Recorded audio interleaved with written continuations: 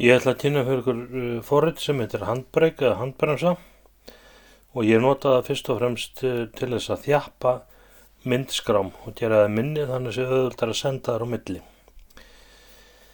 Þetta er ókeypis forrit sem þið finnið á netinu, þið getið googlað það en þið getið líka tekið bara þann pól í hæðina að slá inn handbrake.fr sem er heimasíða forritsins og er öruggust, íta á rauða hnappinn og hlaða þessu niður. Og síðan setjið þetta á sinn stað í tölvunni sem ég veit að þið kunnið. Ég er búinn að setja þetta hérna inn hjá mér og hér er open source takki efst til vinstri þar sem við veljum hvað við setjum í þetta. Undir þessum takka líka hægt að velja skrár með fleiri en einni myndskrá, þannig þið getur unnið með fleiri en eina myndskrá í einum, en yfirleitt er maður nú bara að velja eina og ég vel hérna Aurora og hér er komið hann inn í forriti. Þetta eru myndir sem ég tók á norðurljósum fyrr í vetur. Hér er source eða það efni sem við verðum að vinna með og við sjáum að það er í upplausninni 1920-1080 25 frames per second one audio track. Þetta er venjulegt HD 25 rammar á sekundu sem er evrópska kerfið og ein hljóðskrá undir. Nú erum við í summary flipanum þar sem við sjáum í raun og svona yfirlit yfir hvað við erum að gera. Maður notar vanlega bara 2 flipa, það er vídeo og summary. En ég ætla svona rétt að renna yfir þá alla fyrir ykkur. Í summary, eins og ég sagði, þá sjáum við svona yfirlitum það sem við erum að gera. Hér í Dimensions er hægt að velja í raun og veru hvernig skjárin er á vídeónu eða hvernig rammin er sem birtist. Hér gætum við þurft að breyta ef við erum að taka til dæmis upp á síman og fáum allt öðru sér vídeo heldur en er þetta venjulega 16:9 vídeo sem er bæði á YouTube og í tölvunum ykkar. En yfirleitt skiptir það ekki öllu máli. Hér er filters. Hér er svo sem hægt að velja ýmislegt, til dæmis denoise sem er lof. Denoise er til þess að minnka svona noise eða svona flögt á pixlum í vídeóinu og þetta HQND3D er svona vandaðast en það tekur það aðeins lengri tíma. Það er líka hægt að velja þetta, það er fljótara. En ef allt í lagi með vídeó þá náttúrulega velji ég þetta ekki. Hér er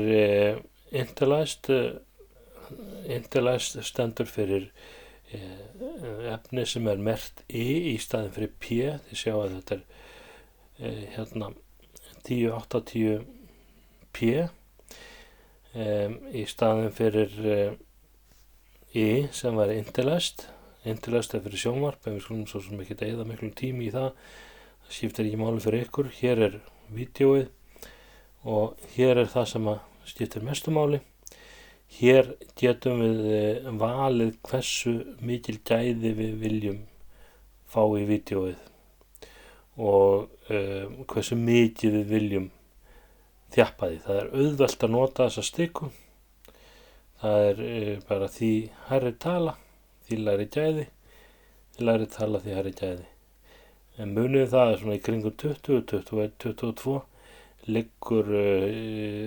liggja gæðin fyrir venjulegt HD og ef þið eru að nota venjulegt HD eins og ég er að gera núna hérna, þá skiptir einhver máli þó þið farið hærra í gæðum, þið græðið ekkert að því.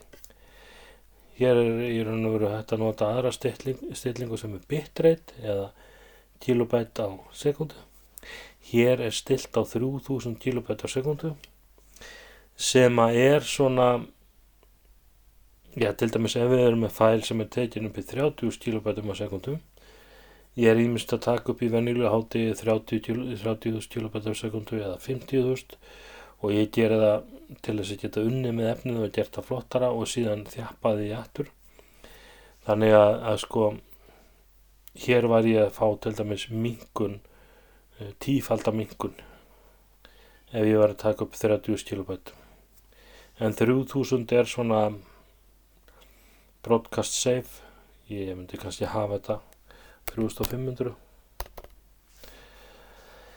Þeir eftir hvað þið viljið sýna mikil gæð og hvað er að gerast í vídeóinu. Hér er flipið fyrir audio, þau lítið að hugsa það. Bitrate er það sem skiptir málið þar. Ég myndi kannski hafa það svona 192. Já, eitthvað leys. Mæli með því. Hérna er þjöppunarkódekinn. Hér er texti eða subtitles, flæðandi texti. Til dæmis ef þið þurfa að þýða. Ef þið eru með skrár sem eru á íslensku, þið eru á ensku eða öfugt, þá getið þið slegið inn í sérskrá textan og hérna annarkvæmt valið að brenna hann inn hérna eða hafa hann í aðskilinni skrá sem þið getur valið, þið setjið þetta inn á YouTube eða Vimeo.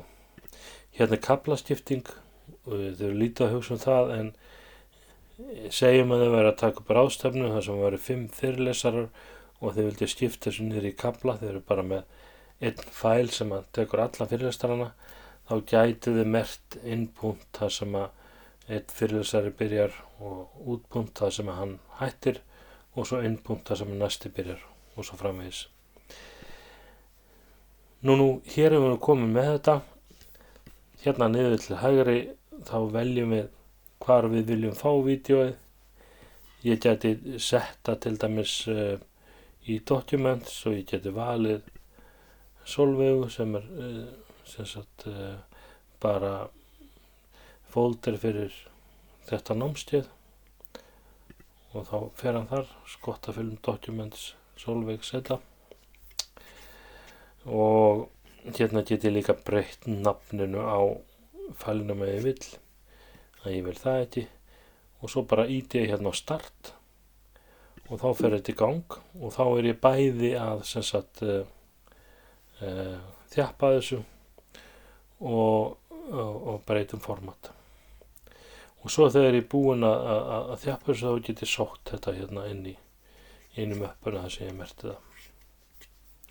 En þetta er Handbrake, mjög sniðugt forrit og ég mæli með því.